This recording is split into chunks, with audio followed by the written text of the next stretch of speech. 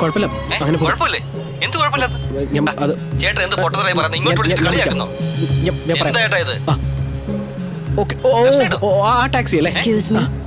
U ഏത്? Excuse me. Me? എനിക്ക് നിങ്ങളെ ഒരുപാട് ഇഷ്ടം. എന്നെ കല്യാണം കഴിക്കാമോ?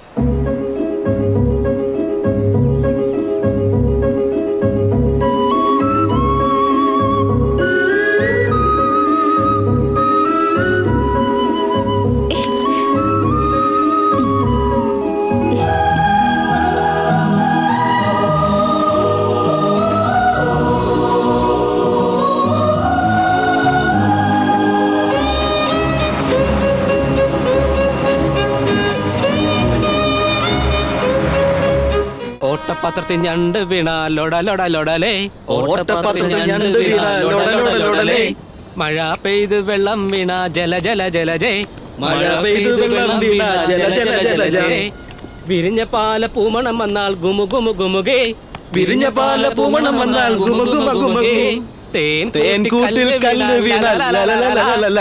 തേൻ കൂട്ടിൽ കല്ല് വീണ ഇത് ഉറപ്പായും ശത്രുക്കളുടെ അടവായിരിക്കും. ഒരുപക്ഷെ ഇത് നിങ്ങൾ ആരെങ്കിലും ഇറക്കി നമ്പർ ആവാനും ചാൻസ് ഉണ്ട്. അളിയ, അതിനുള്ള ധൈര്യമൊന്നും ഇവിടെ ആർക്കും ഉണ്ടെന്ന് തോന്നുന്നില്ല. ഇത് നീ വിചാരിക്കുന്ന പോലെ അല്ല.